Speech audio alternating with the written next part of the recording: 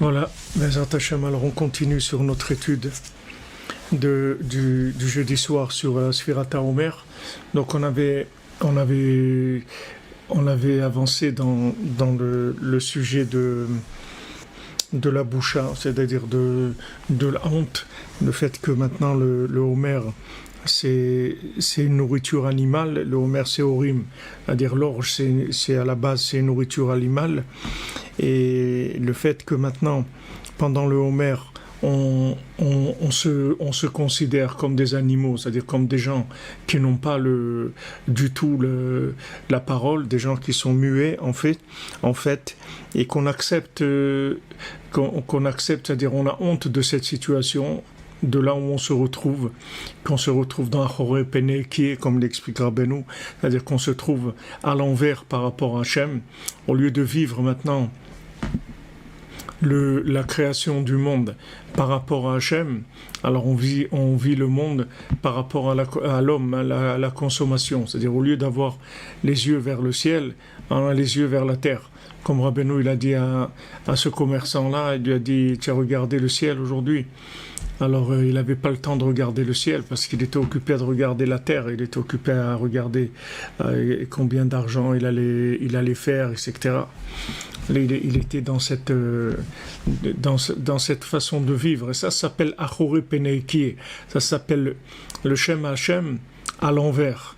Et on avait vu que toute la tchouva, c'est-à-dire toute la vie, c'est de faire équier, c'est-à-dire quand Hachem il a donné son nom à Moshe Rabbeinu, il lui a dit tu vas leur dire que je m'appelle équier, c'est-à-dire que s'ils veulent me suivre, s'ils veulent me connaître, alors il faut qu'ils s'occupent de devenir, pas d'être, mais de devenir. Maintenant, quand on commence à être, alors on commence à exploiter. Vous comprenez, équier, ça veut dire devenir. Devenir, devenir, c'est une mentalité. C'est-à-dire que celui qui se met pas sur la route, il va pas entendre ça. Il va pas voir la vie comme ça. Donc ça, c'est Rabbeinu, il dit voilà, sur la route, c'est-à-dire tout celui qui se met sur la route pour rechercher Hachem, alors il va entendre des choses qui vont lui faire tchouva. Et qu'est-ce que c'est la tchouva? C'est-à-dire la tchouva, c'est de devenir Adam. Qu'est-ce que veut dire Adam? C'est-à-dire d'avoir accès à la parole, à l'outil de communication. On a un outil de communication, nous, extraordinaire, qui est la parole, qui est quelque chose d'extrêmement puissant, qui résout absolument tous les problèmes. Savoir parler, ça veut dire que maintenant vous êtes capable de tout obtenir avec la communication avec votre âme, la communication avec le prochain, la communication avec le tzaddik, la communication avec Hachem. Vous pouvez tout obtenir avec ça. Rabbi Nachman, il dit, tu peux tout obtenir, seulement il faut apprendre à parler. Et tant que maintenant tu deviens un exploitant, tu ne sauras jamais parler. Tant que tu vis à l'envers, tu ne sauras jamais parler parce que tu ne sauras pas ce que c'est un être humain. Tu parles, mais c'est pas des paroles quand tu parles. Quand tu parles, ce ne sont pas des paroles créatrices, ce ne sont pas des paroles qui renouvellent, ce ne sont pas des paroles qui changent la vie, ce sont des paroles qui sont comme des expressions animales. C'est-à-dire la vache aussi, elle fait des bruits, le lion aussi, il rugit, les oiseaux aussi, ils ont tout ça, c'est des langages, le langage des vaches, le langage des oiseaux, le langage des plantes, le langage des pierres, il y a plein de langages. Mais le langage humain, la parole créatrice, la parole qui change la vie. Voilà, comme vous dites Yehuda Kanassia, abracadabra, c'est-à-dire que c'est la parole créatrice. La parole, ça vous change complètement. Il faut que vous sachiez que la parole, c'est divin. C'est-à-dire que c'est ce qu'il y a de plus divin en nous dans la réalité de ce monde. Hachem, il dit, je veux que vous soyez des créateurs comme moi. C'est-à-dire que de la même chose que moi, j'ai créé le monde avec mes paroles. Je veux que vous créez aussi avec votre parole. Je veux que vous soyez des vrais créateurs. Et maintenant, le serpent, où est-ce qu'il a embrouillé Chava et Adam? C'est avec ça. Il leur a dit, quand vous allez connaître, vous allez comprendre, avec l'herbe de la connaissance, vous allez être des créateurs. Et ça, c'est faux. c'est un mensonge. Parce que tu peux savoir beaucoup de choses et être muet, c'est-à-dire ne pas avoir le pouvoir de créer. Parce que si maintenant tu veux une preuve sur ça, c'est simple. Si maintenant la connaissance, elle avait le pouvoir d'agir, elle t'aurait changé. Mais regarde combien de choses tu sais et tu n'arrives pas à changer. Tu sais des choses ne sont pas bien, tu n'arrives pas à ne pas les faire. Tu sais que des choses sont bien, tu n'arrives pas à les faire. Donc tu vois bien que la connaissance, elle ne t'aide pas du tout. Et la connaissance, c'est la plus grande arnaque qu'il y a eu depuis la création du monde, c'est-à-dire depuis Adam Arishon. C'est la plus grande arnaque du monde, c'est celle-là. Il y a la conscience. Quand vous parlez de connaissance, on a parlé souvent de conscience, et il y a la parole. La parole, c'est un outil divin, c'est quelque chose qui dépasse l'entendement humain, l'entendement de la vie de tous les jours. La parole, c'est quelque chose de très très fort. Et pourquoi Rabbeinu nous rentre dans ce travail de l'Aïd Bodedut et du Chatzot et du Tikkun HaKlali et de Ouman, c'est pour nous donner la parole. C'est-à-dire qu'on puisse avoir une parole qui va nous aider à créer. Maintenant, pour arriver à cette parole-là, on est obligé d'éliminer tout ce qui nous a fait nous taire. C'est-à-dire que maintenant, quand on a honte d'être un animal, c'est-à-dire de vivre à l'envers. Quand on a honte d'être un animal, alors qu'est-ce qu'on fait? Le fait qu'on se tait. Maintenant, on se tait, c'est pas parce qu'on ne sait pas parler.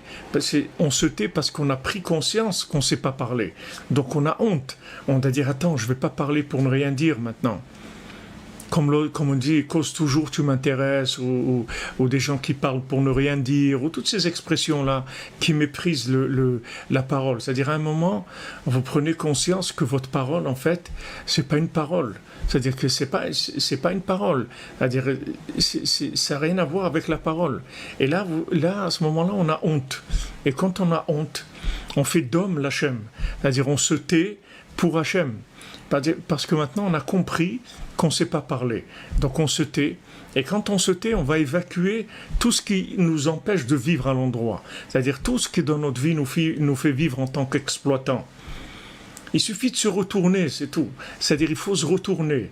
Parce que la vie, elle est de l'autre côté. Elle est juste là, mais il faut se tourner, c'est tout. Maintenant, ce qu'on veut, c'est apprendre à parler. C'est-à-dire nous, on veut apprendre à parler. Parce que si on parle, on change notre vie et on change la vie des autres. Et la vie de nos proches, notre conjointe, nos enfants, de nos amis, de notre famille et de toute l'humanité, si on sait parler. Si on sait parler, on change tout. Mais pour savoir parler, c'est pas de savoir s'exprimer, de faire des beaux discours. C'est pas ça, savoir parler. Savoir parler, ça veut dire que maintenant, vous obtenez la parole créatrice. Et à ce moment-là, dès que vous parlez, vous agissez. Dès que vous parlez, ça agit. Tout de suite. Parce que toute la création entière, elle est dépendante de la parole parce qu'elle a été créée avec la parole. Seulement, il faut rentrer dans cette parole-là. C'est ce qu'on cherche. C'est-à-dire la méthode que Rabbeinu nous donne, que Rabbi Nathan nous transmet, c'est en fait comment arriver à la parole divine. Puisque maintenant, on a la possibilité de tout obtenir avec notre parole. Ça devient, la parole, elle fait devenir la chose. Si j'arrive à parler à quelqu'un, je le fais devenir cette chose-là. Donc c'est l'outil le plus puissant qu'il y a sur Terre. Il n'y a pas un outil plus puissant que ça. Vous allez commencer à rentrer à l'école et vous allez apprendre à parler. Comme Rabbeinu il a dit chez moi, c'est Kamatz Aleph. On commence à apprendre à lire.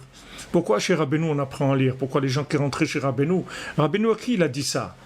C'est-à-dire c'était des grands tzadikim, mais Rabbeinu leur dit, chez moi on apprend à lire. Qu'est-ce que veut dire on apprend à lire? C'est-à-dire enfin on apprend à lire, on va apprendre à parler, c'est-à-dire on est au début. On est au début. Exactement ce que vous dites. Une personne, qu'est-ce qui s'appelle Adam? C'est la puissance de la parole. C'est ça qui s'appelle Adam. Mais avant d'arriver à ça, il faut se taire pendant longtemps. Il faut se taire beaucoup. Il faut beaucoup pleurer et se taire. Il faut pleurer et se taire. Il faut pleurer en silence et se taire parce qu'il faut évacuer. Il faut évacuer le cœur de pierre. Il faut évacuer le sang qu'il y a dans le côté gauche du cœur. Il faut évacuer tout ce côté sanguinaire qui est le côté de la consommation. Il faut l'évacuer. Et pour l'évacuer, ça prend du temps. Ne croyez pas que ça se fait en un mois ni en 6 mois. Ça prend des années de travail pour évacuer, mais ça vaut la peine.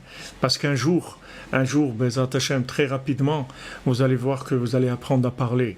Et quand vous allez rien qu'apprendre un tout petit peu à parler, Mamash à bégayer un tout petit peu, à commencer juste à dire des mots comme un petit enfant, vous allez voir que votre vie va changer complètement. Vous allez découvrir ce que c'est un humain. Qu'est-ce que c'est un être humain? C'est un être humain. Vous allez voir que Mamash, comme quelqu'un disait tout à l'heure, c'est magique. Vous allez voir que la parole est magique. La parole est magique. J'ai eu le sroud, je vous l'ai dit, de passer 15 ans avec Rav Nachman Roussicher, à la Vachalom, Rav Nachman Kalnielski.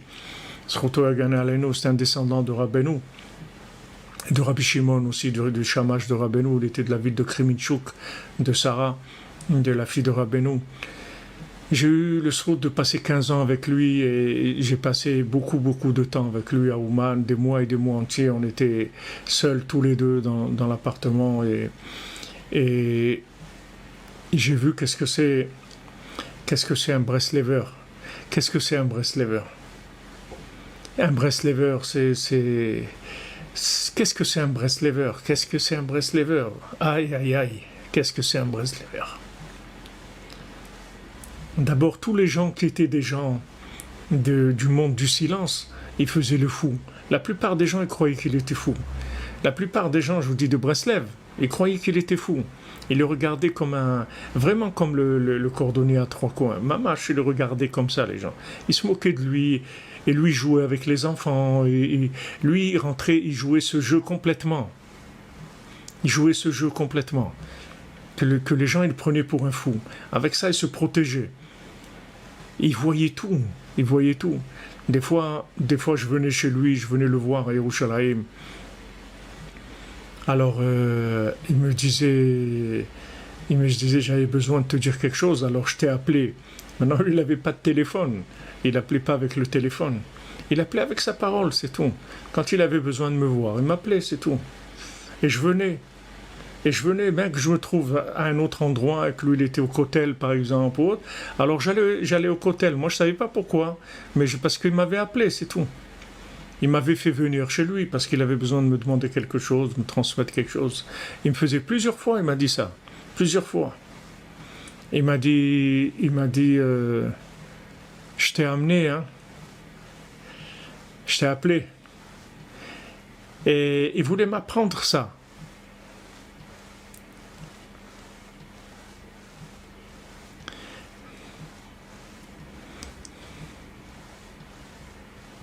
Vous comprenez?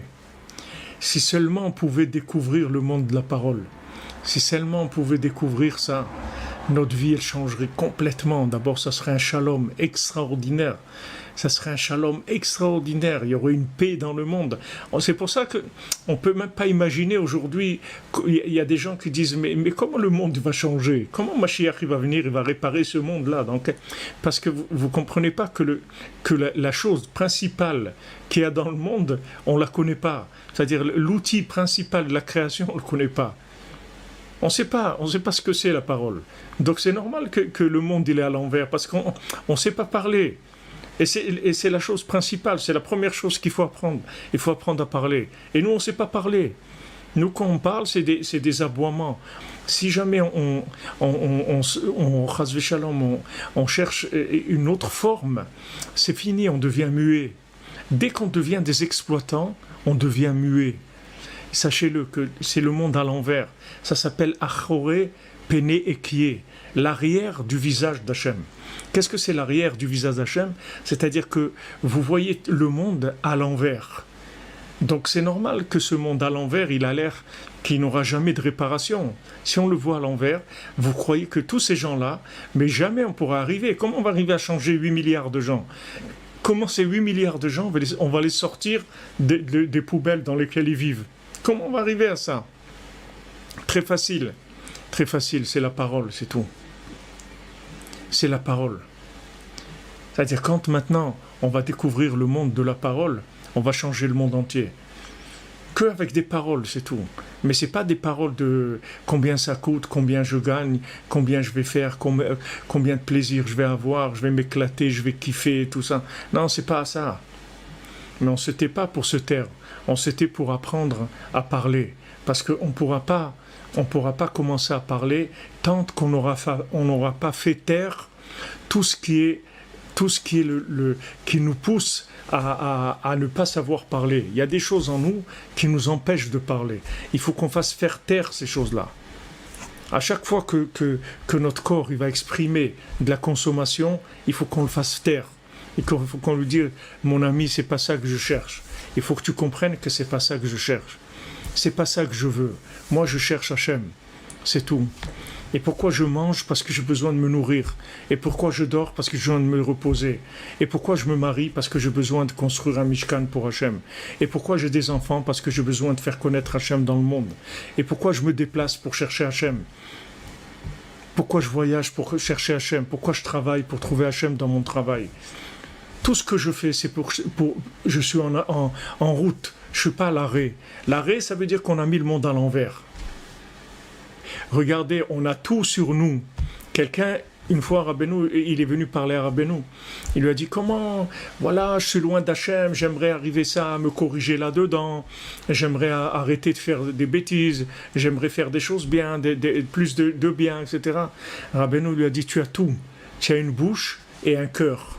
Tu as tout. Tu as tout. Qu'est-ce que tu viens de demander encore d'autres outils? Tu as tout. Tu as tout. Et si tu n'as pas ça, tu n'as rien. Si tu crois que tu vas brasser de la connaissance, des trucs, c'est rien tout ça. C'est rien. Il faut un cœur et une bouche, c'est tout. C'est tout ce qu'il faut. Le jour où on va découvrir l'outil de la parole, mais comment on va le respecter, comment on va le choyer, comment on va le bénir, comment on va le sanctifier, comment on va sanctifier notre parole, comment on va faire attention à notre parole.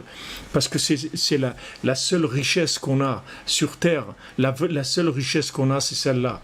Et Rabbeinu, il nous apprend à parler.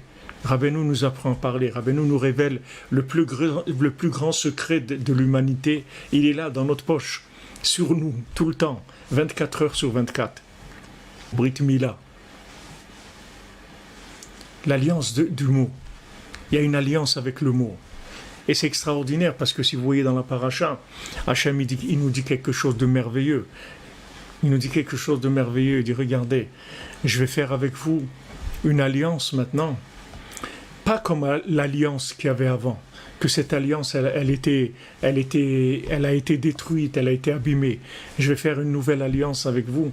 Que cette alliance-là, elle sera indestructible. C'est fini, elle sera jamais destructible. Et qu'est-ce que c'est cette alliance? C'est ce que vous dites, M. Guénassé, c'est l'alliance du mot. C'est-à-dire qu'en fait, Hachem, il va nous apprendre à tous à parler. C'est comme ça que le Mashiach, il vient. C'est pas à Hollywood qu'on va trouver le Mashiach. Il est partout sauf à Hollywood. Le Mashiach, il est dans ta poche, c'est Messiach. C'est le Messiach qu'il y a dans ta poche. L'outil de la parole, de la sikha, de la parole qu'il y a dans ta poche, c'est lui le Mashiach. Donc tu as le Mashiach dans ta poche, tu as un cœur, tu as une bouche. Allez, commence à travailler, c'est tout. Mets-toi au travail, mon ami, et ne cherche pas autre chose parce que tu vas perdre du temps. Ne cherche pas autre chose, tu perds ton temps. On ne sait pas ce que c'est la parole. C'est ça notre pauvreté. C'est ça qui nous a rendus pauvres. On est pauvres parce qu'on ne sait pas parler, c'est tout. Alors Rabbeinu, il a pris sur lui de réparer le monde. Et Rabbeinu, il a dit, voilà, sachez qu'on va tout réparer avec la parole. Donc c'est l'outil qu'on veut réparer. Et tout le principe de la simcha, tout c'est que pour pouvoir parler, c'est tout. Pour nous libérer de ce qui nous rend esclaves. Votre activité principale, c'est votre bouche et votre cœur. Vous commencez avec ça, et vous allez voir que tout va s'arranger. Dès qu'on va apprendre à parler un tout petit peu, on va changer toute notre vie. La Géoula, qu'on apprenne qu'il y a des gens qui ont appris à parler, c'est ça la Géoula.